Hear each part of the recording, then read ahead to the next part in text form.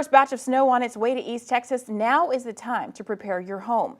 Snow is rare in our area and several hardware stores are getting ready for a rush of customers trying to protect their homes. CBS 19's Kenley Hargett has tips on making it through the winter storm.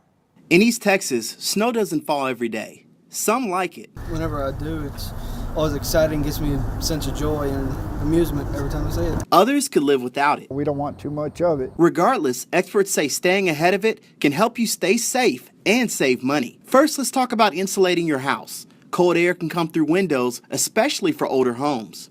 Sheets, blankets, towels, just something to hang over the window hole so that the glass is not directly exposed into the interior of the house. Tom Mitchell has spent 10 years working at Hometown Hardware in Longview. He says insulating your house can be very dangerous. Propane and other combustibles should not be used in the inside of a house unless they are properly vented. He recommends using electric heaters that have an automatic shutoff. SWEPCO lists these tips to help keep your heating bill down during cold weather.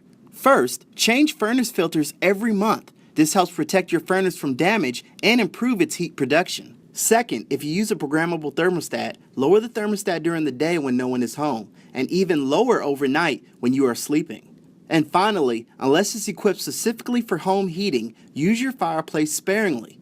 Warm air escapes through the chimney. If severe weather causes your power to go out, then think of using gas heaters. But let's not forget about protecting your pet outside. The handiest thing is a heat lamp, a 2500 watt heat lamp, and that'll generate a good deal of temperature change. Experts say it's better to buy supplies like salt now than wait for the storm. Putting salt on your driveway and sidewalks can help stop ice. If conditions are too dangerous, stay home. East Texas being what it is, and our drivers not being expert at all in driving under these conditions, the safest possible answer to that is leave your car in the driveway.